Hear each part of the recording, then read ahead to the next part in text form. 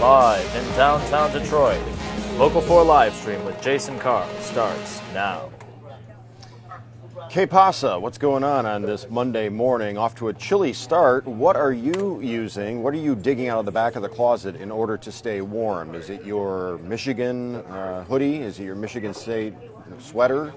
Is it a North Face? Is it that sweater that your mom knitted for you once upon a time? What are you using to stay warm? Or maybe you just never got out of bed. You're still hugging yourself after the debate last night. You can't bring yourself to face the world today, no matter whom you are throwing your support to. You just would rather stay under the covers and have some beef bouillon or chicken noodle soup or something like that to soothe your battered soul as we face the great unknown, the future in this election year of 2016. What is going to happen next? I wish I had a crystal ball. This has been a very interesting 72 hours. What do you think? Weigh in on either the bowl of bacon for today on my fan page, the @JasonCarr TV page on Facebook. What are you putting on to fight 40-degree mornings? Or if you just want to sound off on what's going on with the presidential campaigns of Hillary Clinton and Donald Trump, then you can go to the elsewhere on this page, or just comment right there below as we get going early. What were we the 9:13-ish? We were early today. It doesn't happen often, but yes, today we were early. Good morning, John. And today we're going to start. We're going to talk about our new set that's being built. This was what it looked like Friday, and when I came in this morning, we've got. Oh, that's progress. That is got some major panels. Progress. Right? I know. There's a desk over here. They got windows set up. We're bound to break a few of those over time. But Okay. There we go. Yeah. There we go. It's coming along. That kind of looks like my desk when I left the other place. Yeah? Empty? There's photos to prove it. A little self-deprecating humor here on a Monday, trying to go a long way toward getting your day started, and maybe you're on your second cup of joe, and we appreciate you stopping by here. I know that you have options on the TV. If you're watching us, how are you watching us? Are you watching us live streaming at Click On the web, or are you looking at us on a phone or tablet on Facebook Live? So let us know. We'd appreciate the feedback so we can get a read, a bead on how you are consuming this particular media, for lack of a better way to put it. Selfie high fives. Oh, this is something, huh? How did this start? I don't know. One person. Just one person. They start doing it, and well, this one made the front page of Reddit yesterday because it was so perfect or something. The idea is you throw the phone up in the air, hit the button, and try and give yourself a high five in the mirror. Here's what I don't get, and maybe you guys, being Jake, you're what are you, 22? Yep. 22 years young. Selfies have been around for the better part of a decade now, a little over a decade. At what point did we all just decide it was okay to take a photo in the bathroom? Like the bathroom mirror thing, how that never got called out as being kind of gross? I've got mirrors in other rooms. There's no reason to do it there. Why the bathroom? Can anybody explain that to me? I think they're embarrassed. They want to do it in privacy. The lighting. That's Evrod says and the lighting. lighting. That's true. That's the best lighting in anybody's house is in the bathroom? The best lighting near a mirror. It's the only thing because we never had the rear-facing camera, so you bam. Otherwise, you can't frame it properly. Okay, so two very good reasons there. Evrod says the lighting. It's the only lighting around a mirror that is that well lit. And Chuck on the assignment desk says the 4 rear-facing cameras, the only way that you could see if you were in frame was to shoot into a mirror. But that any mirror would suffice. Still awkward, right? We've gotten way off base here because we were talking about this trend. Do you have other photos or no? Well, this is the only guy I saw that did it over a pillow. Everyone else is just doing it right over the bathroom sink. Where is he? Well, he's in a bathroom, but it looks like he's got a pillow set up. Everyone else is just... Well, the pillow's set up to catch the phone. Yes. Everyone else is just risking it. So I don't know. I think maybe a little later we should decide whose phone we're going to try this with, and maybe try and capture one of these. Huh. What do we have next on the docket? We're talking about this eagle out of Clay County, Florida. Ended up in the grill of this vehicle just flew right into the car, and Get out. deputies and firefighters had to come in there and get it out. I'm right here. That is bizarre. Yeah. Those are big birds too. Maybe that eagle saw the debate and thought he had to end it all. Yep. I know, that's an obvious joke, but what else do you know about this? I love this particular one. He incident? just looks so ashamed. Oh, boy. He's doing okay.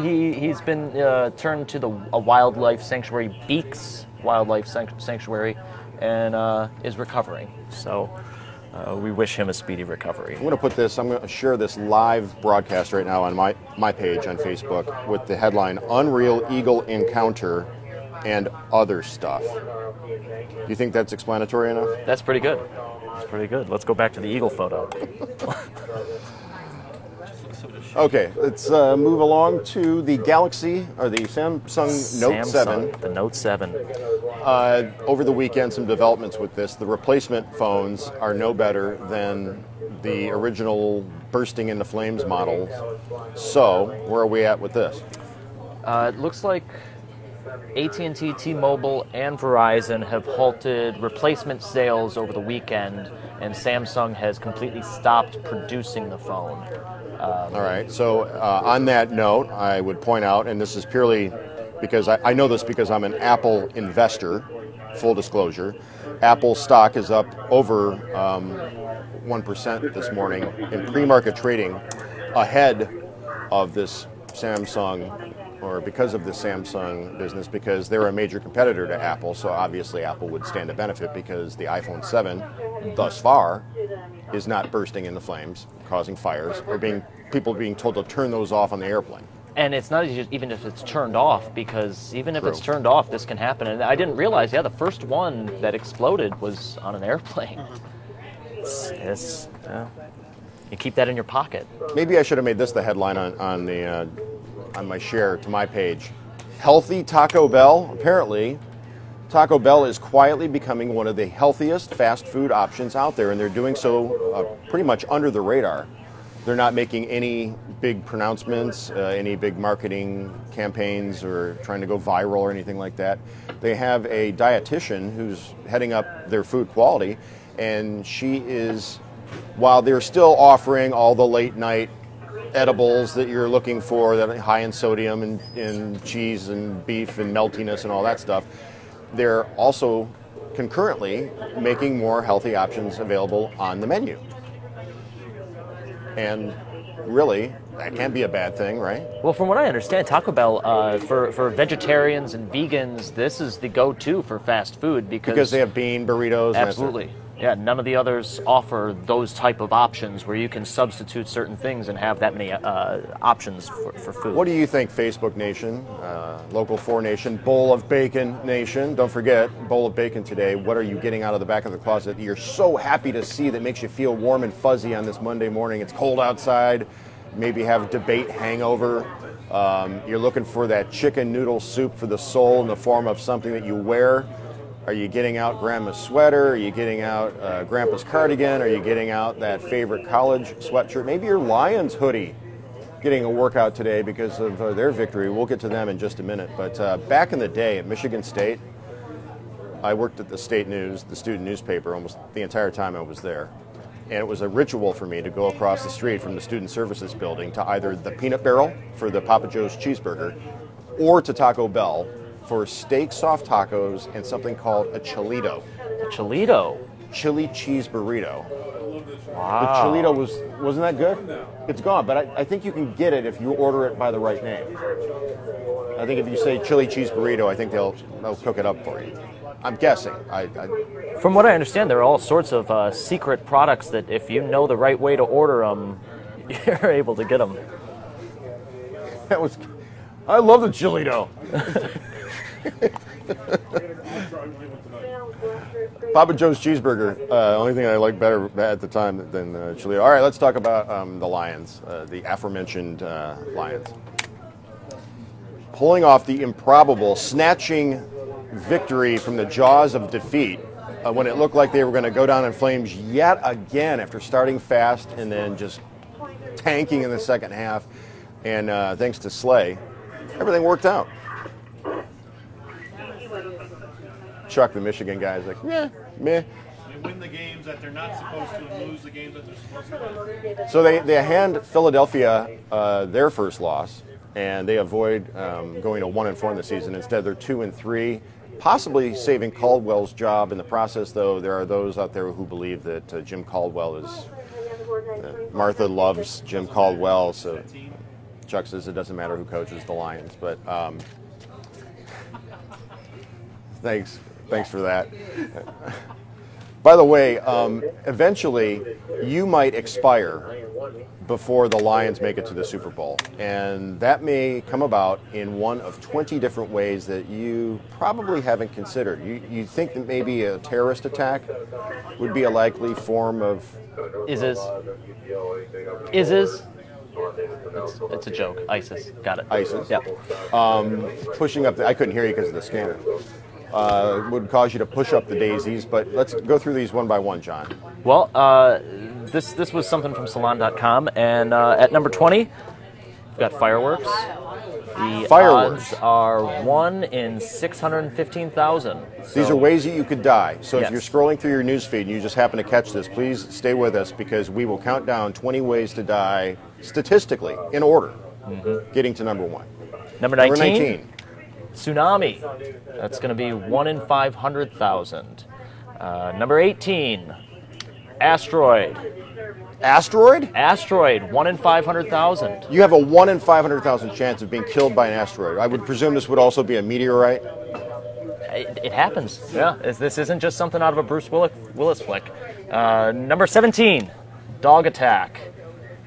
You're telling me that those 3 precious dachshunds These things are vicious. would rip you limb from limb. What are the odds of this happening? 1 in 148,000 times. These things, these killers. That's the truth. Number 16, earthquake. 1 in 132,000. At number 15, poisonous bites and stings. 1 in 100,000. Well, especially if you're allergic. Exactly. I know somebody who's like deathly allergic to bees. That like you see a bee and I mean they're up and running. On the subject, bees have just been listed on the endangered species list in North America. So and if they go away, you are going to get stung, you just leave them alone. You know. And number 14 is lightning. 1 in 84,000. So you have a better chance of being struck by lightning than dying in a terrorist attack. Is basically because the terrorist we don't even attack have is not that one even on the this list. list. Does Nope. not make the top 20. Number 13, tornado. 1 in 60,000. Come on! Bill Paxton spent that entire movie just yelling, "Come on," or "Come with me," or Dorothy flew. Schwarzenegger. Come with me. I can't even do it. I'm cracking up. You pulled the twister on me. I didn't expect that. Number 12. Take my hand. And number 12, floods. 1 in 30,000. And today Now that I believe. There's some chances of some major floods hitting South Carolina. So we'll be looking into that a little later. Number 11, airplane crash. 1 in 20,000. So that's a real one. You know. A hospital. What is it? It's a large white building with windows, but that's not important. We don't have time for that. Surely you must be kidding. At number 10, drowning is actually 1 in 8,900, which is... On a serious note, did you know that most drownings do not incorporate thrashing or calls for help or anything of the sort? It's a very silent, quiet thing that happens. The panic, swallowing of the water, and then you're under, and that's most drownings actually happen in a very quiet fashion. Did you see the dramatic video last year of the lifeguard who notices the kid in the wave pool go under? Oh yeah, sure. And the lifeguard like springs, and everybody is oblivious. And all of a sudden the lifeguard is just like off that chair like a rocket into the water and saves that kid. I mean, talk about a chilling video. I don't have the eyesight for it to be a lifeguard. To be a lifeguard. Okay, next. Next, we've got bicycle accidents. This is 1 in 4,700. So that's, wear your helmet. Okay, so if you walked out into the middle of the Tour de France and got run over and killed by a bicyclist, would that count as a bicycle accident that killed you? Or do you actually have to be on the bicycle and crash in order for it to count? Clarification on that. Yeah. I don't. Why am I looking at you, Chuck? Can you make some calls on that? Figure out. Number 8 is fire. That's 1 in 1,100. All right, That's I believe the scary it. one. Drowning, fire, those make sense. Guns are 1 in 325. Again, if you're a victim of random gun violence, do you count as a stat, or do you actually have to? No, I believe that's included. Do you see what I'm saying? It's like, well, we're getting there. We're Let's getting go on there. to- Number 6 is falling. 1 in 250. Well, now you've got this as I'm somebody guessing, falling out yeah, of a building, but we're it's talking probably about not- senior citizens who fall and break a Just hip. regular and that's falls, the stairs, basically it. things like that. Yeah. This was just more dramatic, so we Of use course, that. it looks like Inception or something. Number 5 is suicide, which is 1 in 120. In fact, I think in the article that I sent you, in the time that it takes to speak the words that I'm speaking right now, somebody just killed themselves Yeah. somewhere in the world. That's how often it happens. So the article takes pains to mention that if you are depressed, please reach out, find Talk some to help, somebody. call a hotline, whatever you need to do. Number 4 is vehicle accidents. These happen. This will kill you 1 in 100 times. So this is one of the more serious ones, especially in America. And back again to this count. Would you count if you were struck by another vehicle? Pedestrian accidents, I believe if that you weren't would be at fault. included. I mean, did you die because of a car accident? Whether you were driving or Autonomous vehicles are going to put this one on the back burner. We're not going to see nearly as many traffic fatalities with that, but that's still a ways away. At number 3, we've got strokes, which kill Tanya's? 1 in 23 people. Number 2, we've got cancer, which is 1 in 7. And at number 1, we have heart disease. It's 1 in 5. To no one's surprise, because eventually we all succumb. The cells stop dividing, and our number is up. And there's been a lot of talk within the last week. I've seen it on social media a lot. I've seen it on multiple websites about this whole idea that if we can figure out how to solve the whole cells stop dividing, and thus we slowly wind down like a toy, like a wind-up toy that finally runs out. 125, they think, is about the maximum that a human could live, and now they're trying to figure out ways to extend beyond 125. Can we ever get there, or is it just a natural order of things that's pretty much the limit?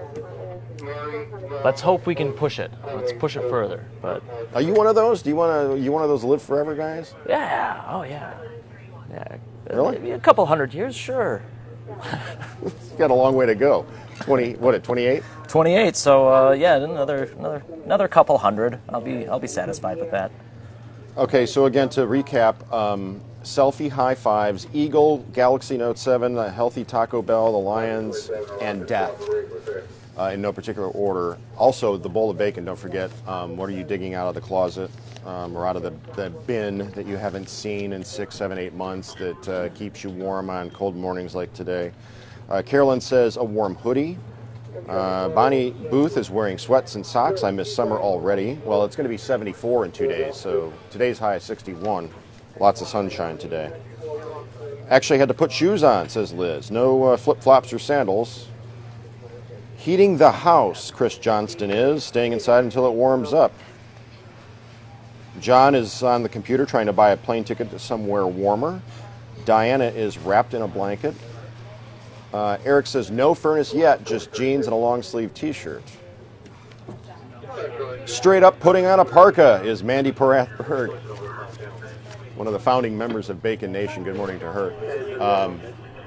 What do you have over there for the live comments? What are people saying about the debate last night? Yeah, people are unhappy with how it went for the most part. What do you think? Yeah, what do you think?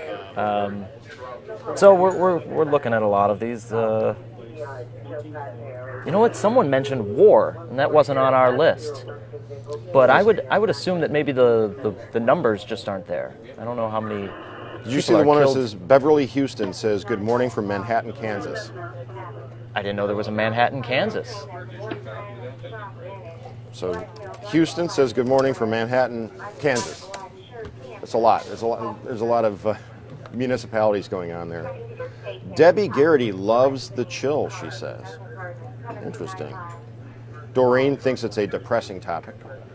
You mean the debate or the cold weather? What are we She may have meant the death. Oh, the death.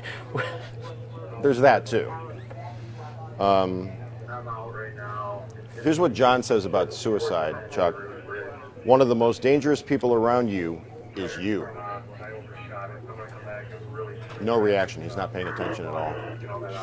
He's completely zeroed in on the scanner over there. All right, well, coming up on Live in the D, we have an infotainment spectacular queued up for you. Hopefully you'll be able to join us, and we will see you on Local 4 at 10 a.m. Remember, you can watch this at 9:13-ish today for about 15, 20 minutes or so. Pour a second cup of coffee, and then turn us on Local 4 on traditional television and watch us that way. You do have a choice. There we are. And, well, we're also live streaming Live in the D on the website. There's that too. There's lots of choices. Even as we continue adding layers of Formica over there to your new workspace, John, have you been consulted about what sort of decor you're looking for? I think there's a meeting planned soon, so we'll see. Not really? Probably not. You'll get what you get. All right, that's going to do it. Everybody have a great day. Stay classy, Detroit.